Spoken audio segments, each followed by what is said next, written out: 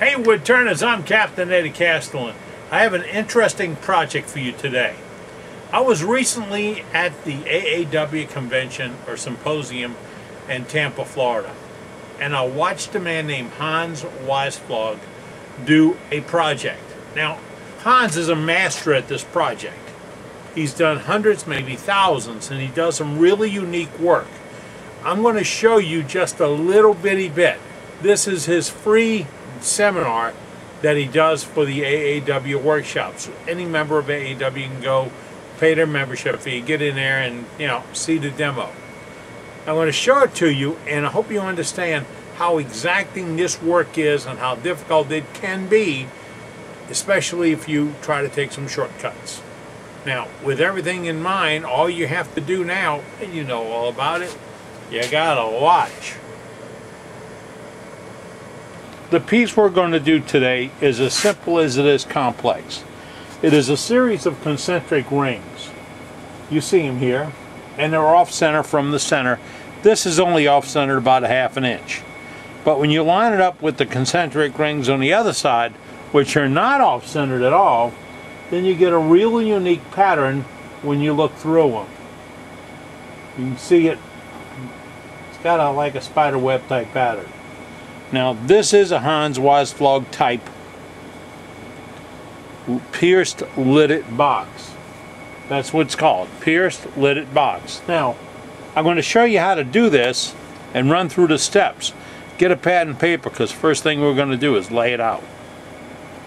As we get started, we're going to use this block. It is 3 3/4 inches across.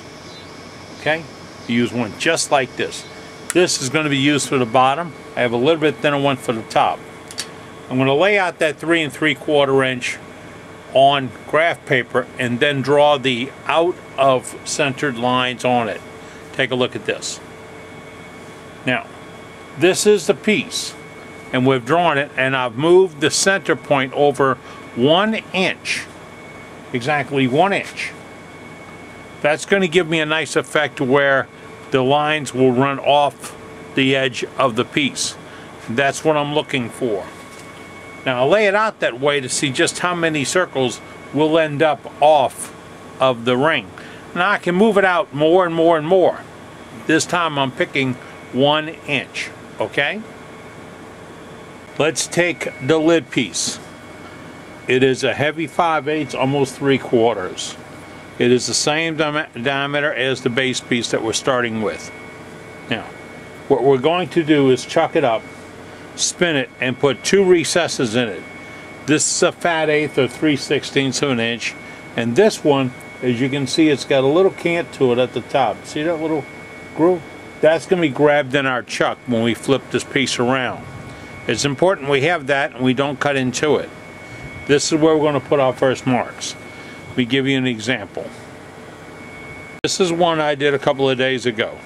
You can see that my cuts, my out around cuts, are staying in this first edge. That's my gauge block. That's how I know they're all about the same edge. You want to come right to that mark. I didn't cut into this because this is what, as I said, I'm going to hold it with. So first we're going to do those 2 grooves in the piece. You can do that on your own. Just put it up between a stibe center and a tailstock and spin it. I have to mention that the wood I'm using, this is American basswood. It's tight grain, it cuts sweet. It's not as nice as a United Kingdom basswood or a lime wood from the UK, but it does cut nice. Somehow I'm going to get my hands on some more UK lime wood and really get into this. But for right now it's the basswood. Now the jig we're going to use, this is the jig we're going to use to spin this off center. Okay, this is the off center piece. It spins, or it starts spinning, with this jig. This jig was created by spinning a piece, getting it flat. I drilled a 3/8 hole dead center, and the second hole I used a jig to drill. I got to show you the jig. The jig is just a simple block of wood with 2 holes in it. When I've drilled the first hole, as I have here, The second hole will go right here. I have this dowel in it because it helps me line it up. I need to explain that? I believe I do. The jig we're going to turn this off center with is real simple. It is a block of wood with a tenon on the back of it. The tenon is sized for my lathe. It's about 3/4 of an inch thick. I faced it off smooth. Got it? Okay. I drilled one hole 3/8 of an inch deep in the middle of it. Alright, 3/8 inch round, 3/8 deep. Now, to drill the second hole, I've got this jig. Now, let's not confuse some numbers. I'm going to tell you that the holes on this jig are 1 inch apart. That's got nothing to do with the offset of the face.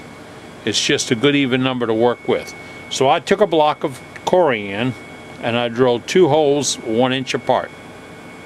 Okay, center to center. I put a plug in one of the holes right here. That will go in the center hole, and then I'll line it up out here and drill through this jig to put the second hole, which you can see is right there. So this jig lined up that second hole. Why did I use the jig instead of laying it out? Don't get ahead of me. Don't even get ahead of me. Okay? So now, you've got this jig. It's got 2 holes.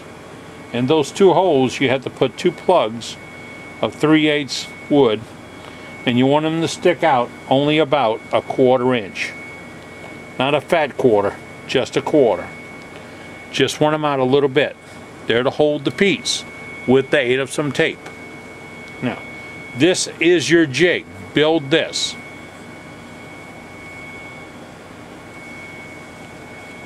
Once you're happy with your layout, you need to transfer it to the back.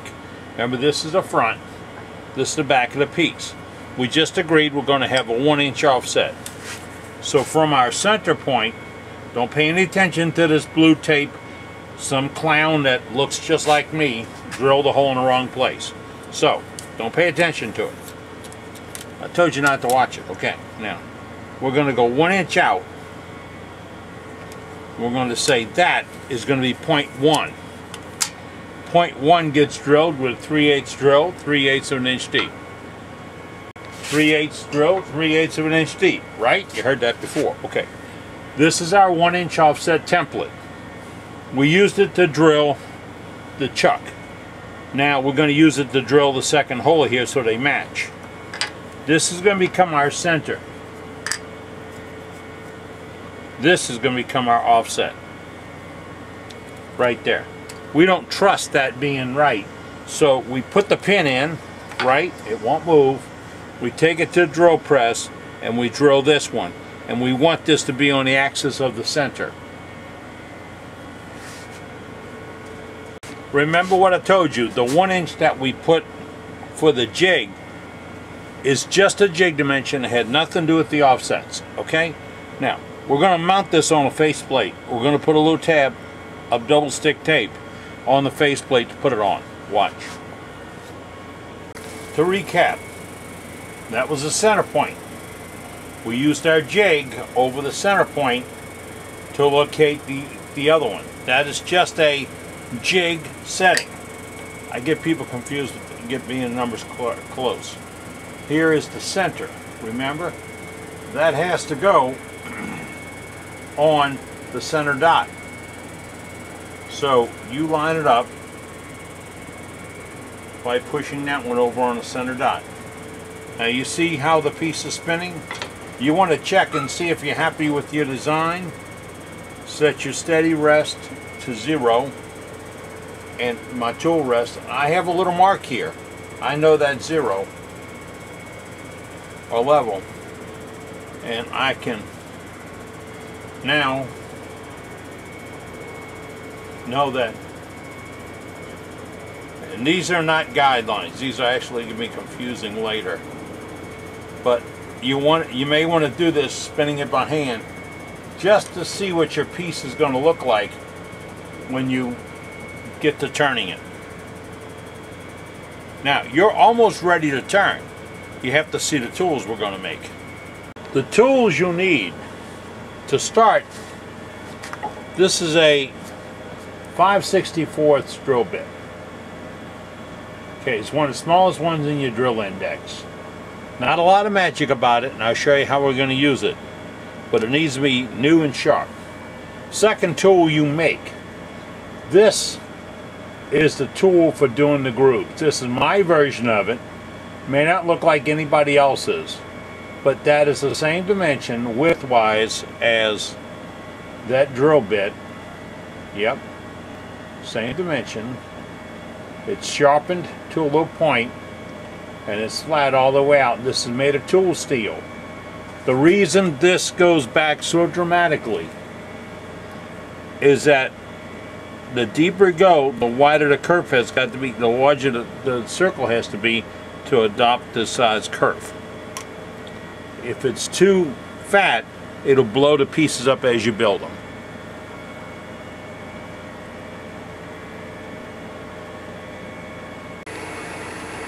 The piece is chucked. I've got the double stick tape on it. It's spinning now. It wouldn't take a lot to knock this off. But we're making soft, gentle cuts, and we do have time to stop, check things, and to make sure it's still seated. I sanded away all the marks I put on there earlier and reset the center. Why? The other marks would be confusing to me. This is my 5/64 bit. My tool rest is set dead center.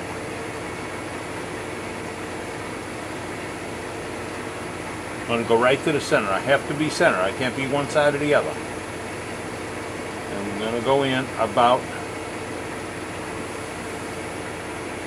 that far. And I'm going to check that by stopping this on over and seeing if I'm that deep on this side curve. And it matches up. So that's the depth I want to be. Then I crank it back up and go for the next cut.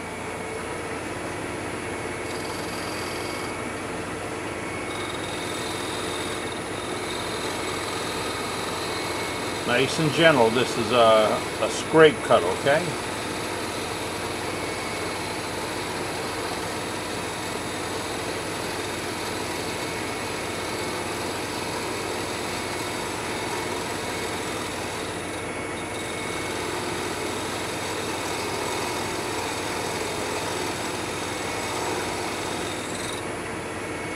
Got it. Now we move out to this one.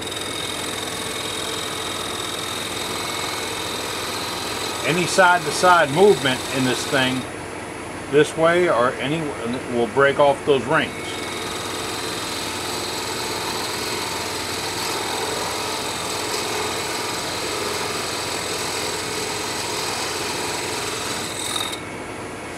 Pretty sure those three are deep enough, but I need to be sure.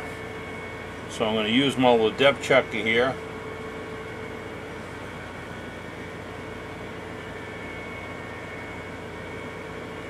Make sure that they're deep enough. The outside one doesn't look like it's deep enough. So I'll run it a little bit more.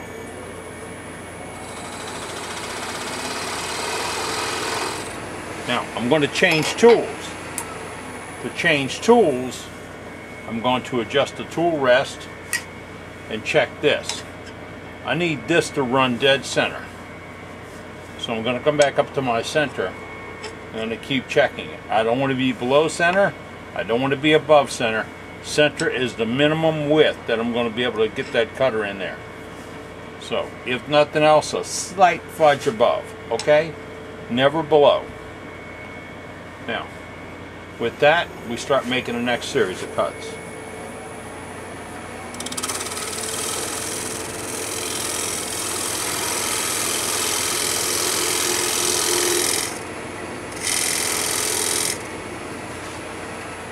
We have to gauge what will work. So we take this,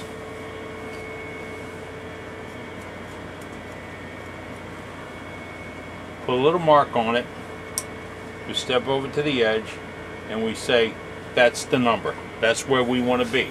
We want to be as deep as that little groove on the side. Back up the speed.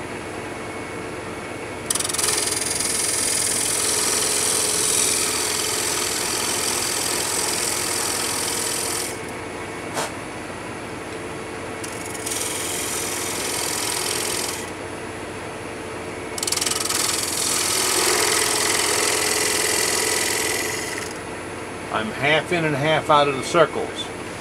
What did I mean?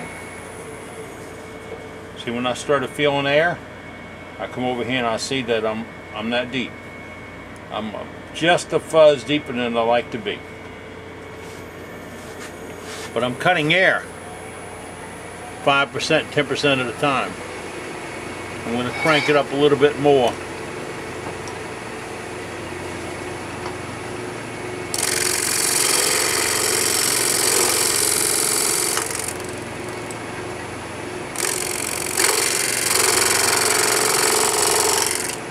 Now it tends to want to run a little bit sometimes. So you see how that was? It moved a little bit. I can afford a little bit of that fuzz, not a lot. I also want to make sure I'm still firmly planted back there, because if it's starting to walk out, you may want to put a little extra tape on your first couple.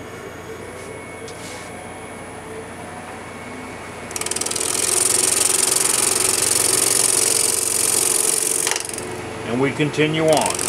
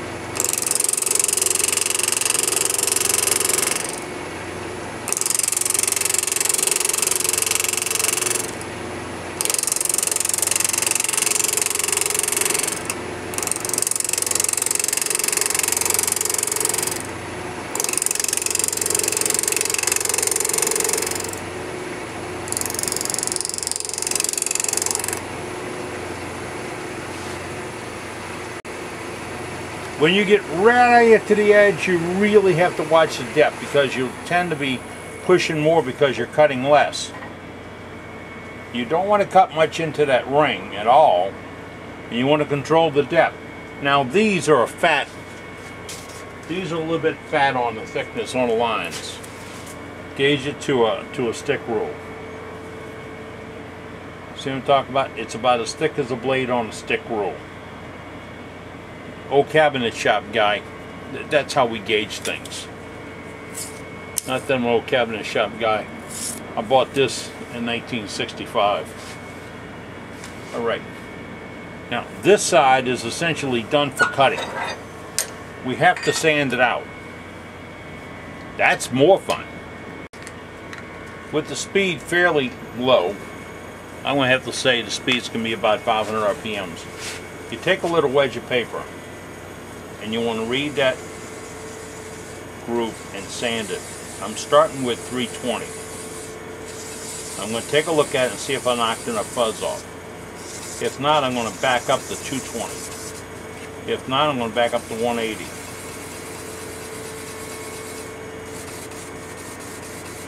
When you get out here, let me show you, it tends to skip around a little bit.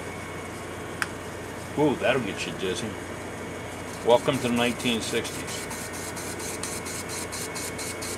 See, it tends to drive you to travel out as it moves, as you read air.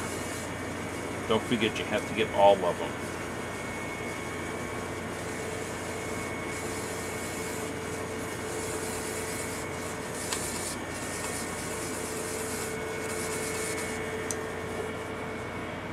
See, I got a lot of the fuzz out of there.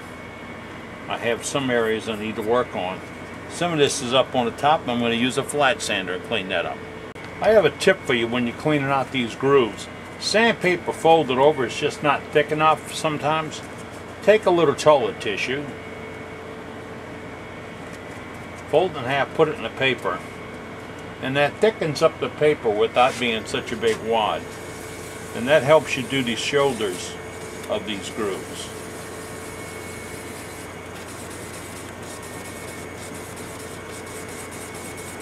And once you've burned the paper a little bit, or burnished it, roll it around and go for a fresh edge.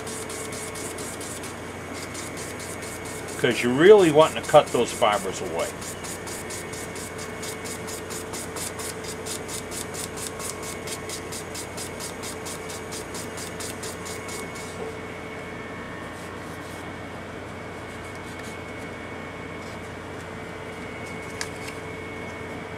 Don't forget, reverse sanding helps take away some fibers, and all that means is stop the machine, turn around and pull the paper to you this direction to slice them off. It is very good to spend a few extra minutes cleaning up this side before you turn the piece around. It's easier to hold, easier to work with, and if you blow it up, you know not to go on to the other side.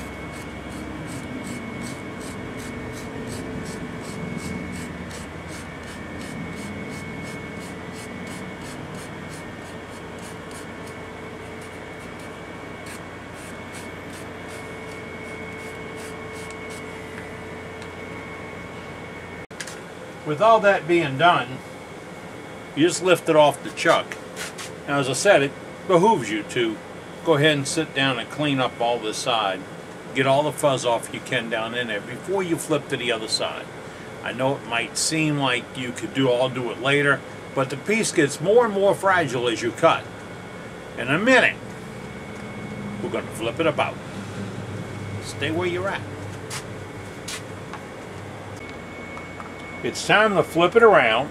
To do so, we're going to put it in a larger set of jaws, and we're going to grab it in this second ridge right here. That's why we put the ridge in there. Now, when we're this way, I take this off and I'll show you. See, I drilled holes in the wrong place. That's going to go away. We're going to set our caliper as a depth gauge so we can figure how deep we want to go for the lid on the other side. Now, we want this set of grooves to be the same as the back set of grooves. So we're going to adjust this just a little bitty bit.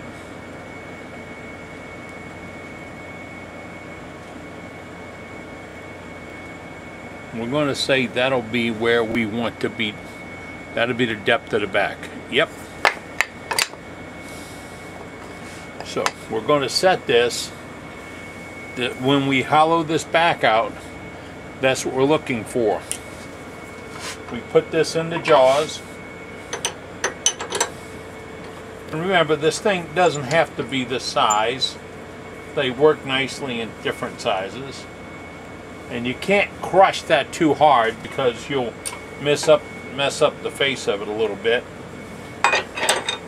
Then we bring this up. We're going to hollow this out a little bit, okay? My weapon of choice is a detail gouge because it takes nice little cuts.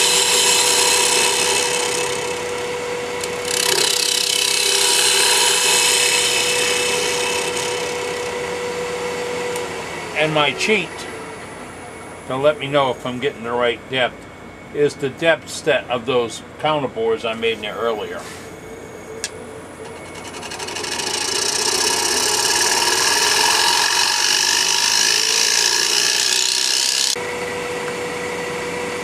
I verified the depth is right with my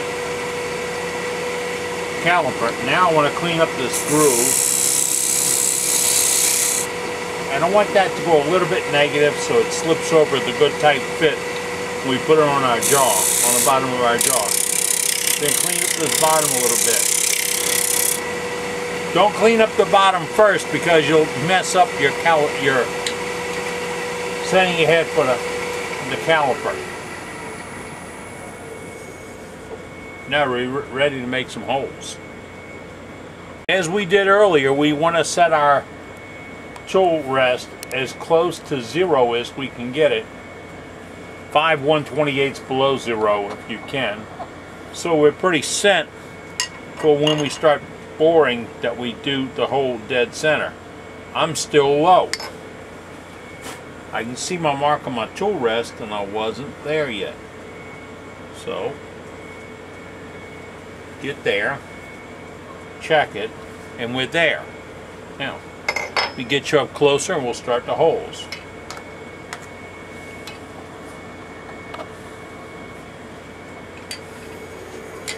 Just like before, we go dead center.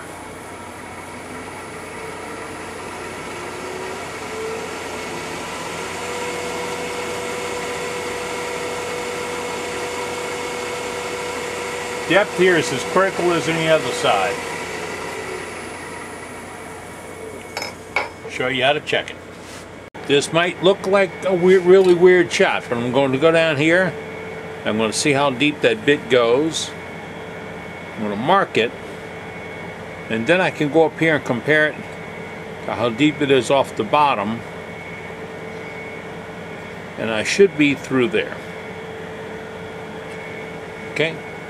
Now, I have to determine that in the first 2 or 3 rings, otherwise I'll start breaking some rings off. And if you're not deep enough, you won't see the perforation clean through. It's a pierced through lid.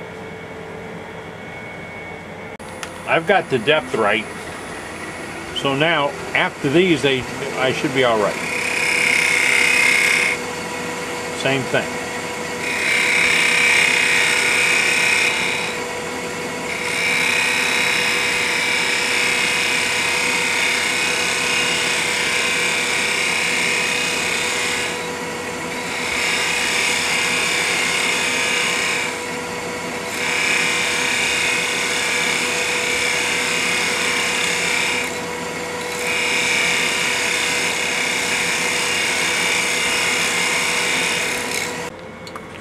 Even after I got that blowout and that piece disappeared, I continued on because every cut's a practice cut. I tell you that all the time, and I still needed my practice, so I swiped over to my other tool and I made the rest of my cuts. As I was making those cuts, you can feel when you go through to the ventilated side and hear it, because you're cutting air and wood, and the sound changes from solid wood to click, click, click, click. Okay. Now, what I do this time is I sand all this out, clean this up, clean up this edge, and get this ready to reverse chuck to make a lid out of it. So I'm going to go right back to sanding like I did before. To reverse this to finish it is fairly easy. I took a block of wood that I had a glue block on. This has been on a bench for reverse chucking of a couple other projects, and I just put a tenon on it. That tenon matches the back of this, as you can see very nicely. Now I'm pretty sure I won't have any deflection or variance or movement. And I'm going to bring my tool rest up to about the right height. Now, I'm going to cut this. If I cut it wrong, I'm knocking the wings off. If I cut it right, I'll be able to knock the corners off. There is a difference. I sharpened up my gouge, my fingernail gouge. I cranked the speed all the way up. We're going to take some feather-like cuts with the flute almost vertical.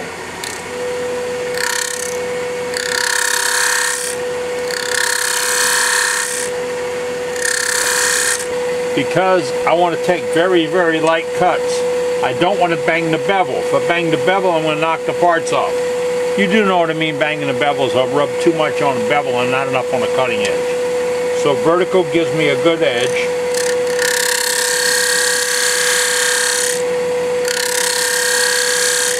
And I have to drive the tool with my fingers. I can't rely on the tool.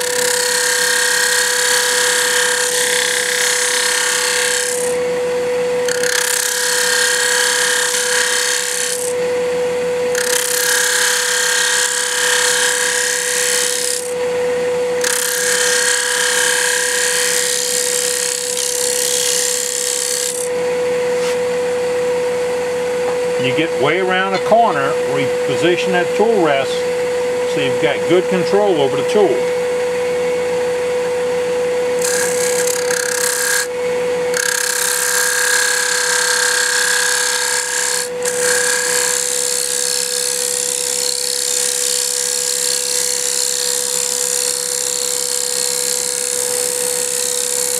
When you're on full wood, you can slice.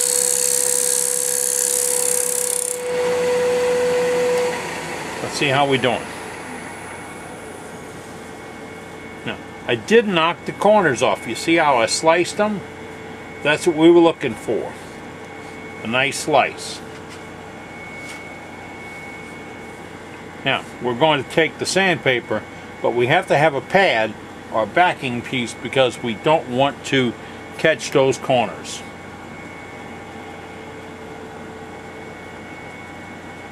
I'm going to sand a little bit hotter than I normally would to avoid the catches. Just means I got to keep the paper moving. I can't concentrate on one spot too much because I'll burnish it. Then I just have crushed fibers instead of cut off fibers. I want to eliminate any sharp corners or any flat spots.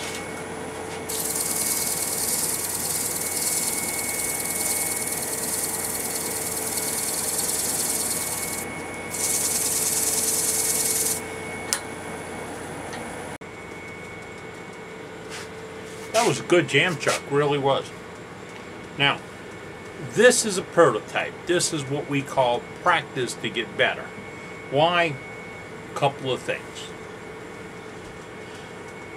All the grooves were not the same depth. So you figured, oh, what the heck? Well, it shows on the edge and looks bad.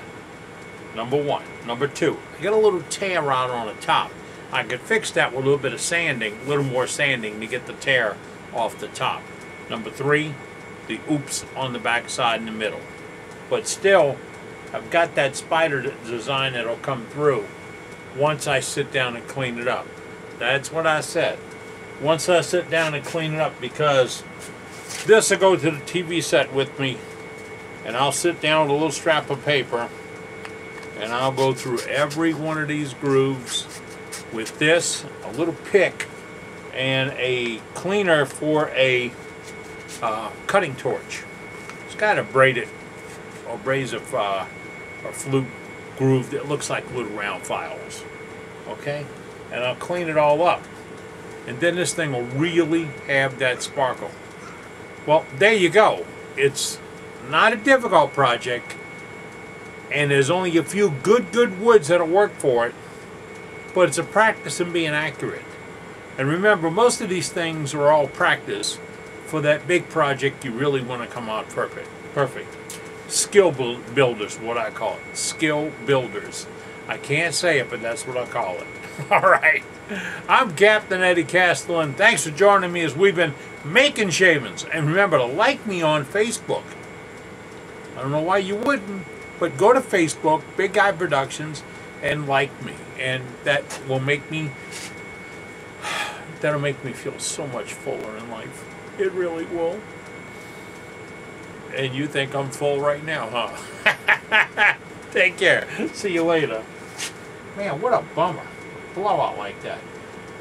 I know it'll fix it.